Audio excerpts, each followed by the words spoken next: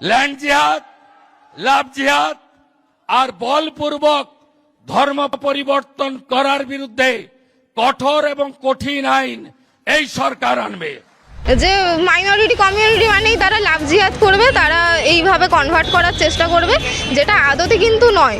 এটাও সংখ্যালঘু মানুষের উপরে এক প্রকারের একটা আক্রমণ। এই সমস্ত আইনগুলোকে ভেঙে যদি আমরা সরাসরি তাদের উপরে একটা আইন চাপিয়ে দিতে চাই, তাহলে সেটা আমার মনে হয় যে রাজ্যের তরফ থেকে সরকারি অপারেশন ছাড়া মাত্র আর কিছু নয়। শিক্ষা আছে, রাজ্যের অবস্থা খারাপ, মানে বাচ্চারা স্কুল ছুট হয়ে যাচ্ছে, এই জিনিসগুলোকে না দেখে তারা কোথায় লাভ জিহাদ হচ্ছে, কে লাভ জিহাদ করছে, কে ভিক্টোরিয়ায় প্রেম করতে যাচ্ছে, কে ময়দানে প্রেম করতে যাচ্ছে, এই জিনিসগুলো যদি সরকার দেখতে শুরু করে তাহলে তো সেটা খুব একটা মানে আকাশ পাতাল ভাবনা হয়ে যাচ্ছে না। সরকার নতুন আর একটা কথা এনেছে, লিভ ইন রিলেশনশিপ যদি কেউ করে, মানে লিভ ইন কারোর সম্পর্ক হলে তাকে তার জন্য রেজিস্টার করতে হবে। রেজিস্টার কেন করতে হবে? আমি কারোর সাথে যদি থাকতে চাই তাহলে সেইটা তো আমার সম্মতিতে হচ্ছে, এখানে সরকার কেন হস্তক্ষেপ করবে? আমি বিবাহের আগে যদি আমি কারোর সাথে থাকতে চাই আমার কম্প্যাটিবিলিটি ম্যাচ করছে কিনা দেখার জন্য, তাহলে সেইখানে সরকার কেন হস্তক্ষেপ করবে? এটা তো সরকারের মাথা ব্যথা নয়, সরকারের মাথা ব্যথার জন্য আরও অনেক জিনিস আছে। যে শুধু এখানে হিন্দু আর মুসলিম থাকে এরকম তো না, আরও অনেক ধর্মের মানুষই এই ভারতবর্ষের মাটিতে বাস করে। তো সেখানে দাঁড়িয়ে এই ধর্মের এই লাভ জিহাদ, ল্যান্ড জিহাদ, এই নীতি, এই আইন এই ভারতবর্ষে কার্যকরী হবে কিভাবে? মানে এটা তো হওয়া উচিত না, কারণ আমাদের ভারতবর্ষ তো অনেক ধর্ম নিয়ে অনেক ধর্মের মানুষ সেখানে থাকে। তো এখন রাজ্যে এসেছেন, যতটা খারাপ সম্ভব করা যায় হকার উচ্ছেদ থেকে শুরু করে, সেদিন অগ্নিমিত্রা পাল বলছিলেন যে লন্ডনের মতো করে আমাদের বইপাড়াকে সাজিয়ে তুলবেন। তো একের পর এক ঘটনা তারা এখন নতুন সময় এখন করে যাবেন। সবার জন্যই লাভ জিহাদ বিষয়টা একটা খুব উইয়ার্ড একটা ধারণা। মানুষ কার সাথে কাকে ভালোবাসবে, কার সাথে সম্পর্কে যাবে, কার সাথে ঘর সংসার বাঁধবে, এই জিনিসটা সরকার ডিসাইড করে দিতে পারে না। কোট আনকোট একটা ভালো উদ্যোগ নিয়েছে, কিন্তু সেই উদ্যোগটা সরকার দেখাচ্ছে ভালো, কিন্তু আদতে জিনিসটা খারাপ। এইখানে সরকার মাইনরিটি যে কমিউনিটি আছে তাদেরকে ছোট করার চেষ্টা করছে কোনোভাবে। লাভ জিহাদ, ল্যান্ড জিহাদ আর চলবে না ঋষি অরবিন্দের মাটিতে, এমনই বার্তা দিলেন শুভেন্দু অধিকারী। তিনি সরাসরি বলে দিলেন কোনো রকম লাভ জিহাদ, ল্যান্ড জিহাদ চলবে না। ল্যান্ড জিহাদ, লাভ জিহাদ আর বলপূর্বক ধর্ম পরিবর্তন করার বিরুদ্ধে কঠোর এবং কঠিন আইন এই সরকার আনবে। এবং লিভিনের ক্ষেত্রেও রেজিস্ট্রেশন দরকার এমনই বলা হচ্ছে। এবং ইউনিফর্ম সিভিল কোড অর্থাৎ ইউসিসি বিল 2রা জুলাই বিধানসভায় পেশ হতে চলেছে। সেই আইনে বলা হচ্ছে যদি কোনো হিন্দু মেয়েকে জোরপূর্বক ধর্মান্তরিত করা হয় সেক্ষেত্রে কিন্তু কড়া পদক্ষেপ নেবে রাজ্য সরকার। এবং বলা হচ্ছে সেই ইউসিসি বিল কোডে অর্থাৎ বিবাহ, দত্তক গ্রহণ এবং ভরণ পোষণ সব ক্ষেত্রেই প্রত্যেকেরই কিন্তু একটাই আইন থাকবে, অর্থাৎ হিন্দু, মুসলমান, খ্রিস্টান নির্বিশেষে সকলেরই একটাই আইন থাকবে এই ইউনিফর্ম সিভিল কোডের ক্ষেত্রে। এবার প্রশ্ন উঠছে, জেনজি, পশ্চিমবঙ্গের জেনজি কি বলছেন তা জানতে আমরা চলে এসেছি ক্যালকাটা ইউনিভার্সিটির সামনে। কি বলছে এখানকার পড়ুয়ারা এই লাভ জিহাদ, ল্যান্ড জিহাদকে কেন্দ্র করে, শুনে নেব তাদের মুখ থেকে সরাসরি। ঋষি অরবিন্দের মাটিতে লাভ জিহাদ, ল্যান্ড জিহাদ এগুলো করা যাবে না বললেন মুখ্যমন্ত্রী নিজে। কিভাবে দেখছে জেনজি বিষয়টা, কিভাবে দেখছে এই লাভ জিহাদ? জেনজি বিষয়টাকে এইভাবে দেখছে, লাভ জিহাদ জিনিসটা খুব একটা উইয়ার্ড একটা থট। মানে খালি জেনজিদের জন্য না, মিলেনিয়াল যারা ছিল বা তার আগের যারা জেনারেশন ছিল, পরের যারা জেনারেশন জেন আলফা আসবে তাদের জন্য, সবার জন্যই লাভ জিহাদ বিষয়টা একটা খুব উইয়ার্ড একটা ধারণা। মানুষ কার সাথে কাকে ভালোবাসবে, কার সাথে সম্পর্কে যাবে, কার সাথে ঘর সংসার বাঁধবে, এই জিনিসটা সরকার ডিসাইড করে দিতে পারে না। এটা সম্পূর্ণ মানুষের নিজস্ব একটা বলা চলে একটা সাংবিধানিক অধিকার। সে কার সাথে সংসার করবে, কার সাথে ঘর সংসার করবে, কাকে ভালোবাসবে, এটা মানুষের একটা কনস্টিটিউশনাল রাইট। এইখানে সরকার কোনোভাবে হস্তক্ষেপ করতে পারে না।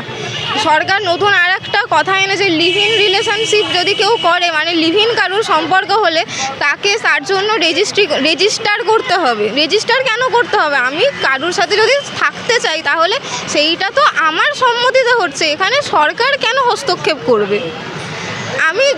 আমি বিবাহের আগে যদি আমি কারোর সাথে থাকতে চাই আমার কম্প্যাটিবিলিটি ম্যাচ করছে কিনা দেখার জন্য, তাহলে সেইখানে সরকার কেন হস্তক্ষেপ করবে? এটা তো সরকারের মাথা ব্যথা নয়, সরকারের মাথা ব্যথার জন্য আরও অনেক জিনিস আছে। শিক্ষা আছে, রাজ্যের অবস্থা খারাপ, মানে বাচ্চারা স্কুল ছুট হয়ে যাচ্ছে, এই জিনিসগুলোকে না দেখে তারা কোথায় লাভ জিহাদ হচ্ছে, কে লাভ জিহাদ করছে, কে ভিক্টোরিয়ায় প্রেম করতে যাচ্ছে, কে ময়দানে প্রেম করতে যাচ্ছে, এই জিনিসগুলো যদি সরকার দেখতে শুরু করে তাহলে তো সেটা খুব একটা মানে আকাশ পাতাল ভাবনা হয়ে যাচ্ছে না? সে জোর করে অনেক সময় মুসলিম পরিবারের হিন্দু মেয়েদের নিয়ে যাওয়া হয় এবং ধর্মান্তরিত করে দেওয়া হয়, সেই ক্ষেত্রে নাকি সরকার আচ্ছা, এইটা যদি ধারণা হয় তাহলে সেইখানে দাঁড়িয়ে আমাদেরকে আগে এটা দেখতে হবে যে কিভাবে হচ্ছে। মানে আমাকে কেউ যদি কনভার্ট করার চেষ্টা করে, সেইখানে আমি যদি অ্যাডাল্ট হই তাহলে আমার তো একটা চিন্তা ভাবনা করার একটা মিনিমাম প্রসেস আছে যে আমাকে কেউ কনভার্ট করতে চাইছে কিনা, কনভার্ট করলে আমার লাভ কি হবে, আমার ক্ষতি কি হবে। তো সেইখানে দাঁড়িয়ে হ্যাঁ, আমি বলবো না যে সরকারের উদ্যোগটা খারাপ। সরকার মানে একটা ওই কোট আনকোট একটা ভালো উদ্যোগ নিয়েছে, কিন্তু সেই উদ্যোগটা সরকার দেখাচ্ছে ভালো, কিন্তু আদতে জিনিসটা খারাপ। এইখানে সরকার মাইনরিটি যে কমিউনিটি আছে তাদেরকে ছোট করার চেষ্টা করছে কোনোভাবে, যে মাইনরিটি কমিউনিটি মানেই তারা লাভ জিহাদ করবে, তারা এইভাবে কনভার্ট করার চেষ্টা করবে, যেটা আদতে কিন্তু নয়। এখানে একটা মানে সাম্প্রদায়িকীকরণ করার চেষ্টা করা হচ্ছে। আমাদের ভারতবর্ষে যেরকম পপুলেশন সেই অনুযায়ী শুধু এখানে হিন্দু আর মুসলিম থাকে এরকম তো না, আরও অনেক ধর্মের মানুষই এই ভারতবর্ষের মাটিতে বাস করে। তো সেখানে দাঁড়িয়ে এই ধর্মের এই লাভ জিহাদ ল্যান্ড জিহাদ এই নীতি, এই আইন এই ভারতবর্ষে কার্যকরী হবে কিভাবে? মানে এটা তো হওয়া উচিত না, কারণ আমাদের ভারতবর্ষ তো অনেক ধর্ম নিয়ে অনেক ধর্মের মানুষ সেখানে থাকে। বলছেন যে ভারতবর্ষ তো বহু ভাষা ভিত্তিক বহু জাতি ভিত্তিক দেশ, সেক্ষেত্রে সমস্যায় পড়বে অনেক মানুষ। হ্যাঁ, অবশ্যই তাই, অবশ্যই আমিও তো এই কথাটাই বললাম। হ্যাঁ, না, একদমই সমর্থন করছি না। আমাদের মধ্যেও তো অনেক বন্ধু বান্ধব আছে যারা মুসলিম বা অন্য ধর্মের, তাদের মধ্যে মানে কখনো বা এরকমও আমি মানে আমাদের প্রতিবেশী আশেপাশেও দেখেছি যে হিন্দু মুসলিম এরকম বিয়ে হয়েছে। তাহলে এই বিল এখন এইভাবে আনা কখনোই ভারতবর্ষের মাটির জন্য ঠিক নয়। হচ্ছে লিভ ইন করতে গেলেও রেজিস্ট্রেশন করতে। হ্যাঁ, এইটা দেখেছি। এমনি হচ্ছে দুজন প্রাপ্তবয়স্ক মানুষ, তারা কি করবে এখন, তার জন্য সরকারের যদি অনুমোদন প্রয়োজন পড়ে তাহলে তো খুবই সমস্যার বিষয় এটা। ইউসিসি বিল 2রা জুলাইতে বিধানসভায় পেশ করা হবে এবং সেই জায়গায় দাঁড়িয়ে বলা হচ্ছে যে এক দেশ এক আইন হবে। সেক্ষেত্রে ভারতবর্ষ আমরা জানি বহুজাতিক বহুভাষিক দেশ, কি নট অনলি বহুজাতিক এবং বহুভাষিক, সবথেকে বড় কথা যে এটাও সংখ্যালঘু মানুষের ওপরে এক প্রকারের একটা আক্রমণ, যে তাদের একটা আইন আছে, সেই আইনকে অনেক সময় বলা হয় যে বিভিন্ন লোক বিভিন্ন মনীষী বলেছেন যে আমাদের দেশে একটা আইন প্রণয়ন থাকলে সবাই সমাজে সমানভাবে সুরক্ষা পাবে। কিন্তু আসলে আমরা যদি দেখি, আমরা যদি প্রান্তিক শ্রেণীর মানুষদের কথা ভাবি, আমরা যদি আদিবাসী দলিতদের কথা বলি, তাদের নিজস্ব কিছু আইন আছে, টোটো সম্প্রদায়ের কিছু নিজস্ব আইন আছে, রাভা সম্প্রদায়ের কিছু নিজস্ব আইন আছে। এই সমস্ত আইনগুলোকে ভেঙে যদি আমরা সরাসরি তাদের উপরে একটা আইন চাপিয়ে দিতে চাই, তাহলে সেটা আমার মনে হয় যে রাজ্যের তরফ থেকে সরকারি অপারেশন ছাড়া মাত্র আর কিছু নয়। যেরকম নতুন আজকের থেকে বোধহয় সম্ভবত বা কালকের থেকে একটা নতুন আইন জারি হয়েছে, পুলিশের যে বিভিন্ন জায়গায় 5 জনের বেশি জমায়েত করা যাবে না, ধর্মতলা অবধি, এরকম আরও বেশ কিছু বিস্তীর্ণ অঞ্চল জুড়ে করা হয়েছে এবং তার কোনো প্রপার কারণ কিন্তু আমাদেরকে দেওয়া হয়নি, জাস্ট চাপিয়ে দেওয়া হয়েছে।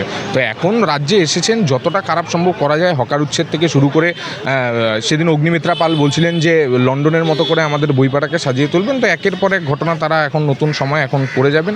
তো পরবর্তী সময়ে সেটা আমাদের দেখতে হবে যে আমরা যারা ছাত্ররা, যারা এই অপারেশনের বিরুদ্ধে সবসময় কথা বলছি ভারতের ছাত্র ফেডারেশন হিসেবে, আমরা যেন ঠিকঠাকভাবে তাদেরকে বিরোধ করতে পারি।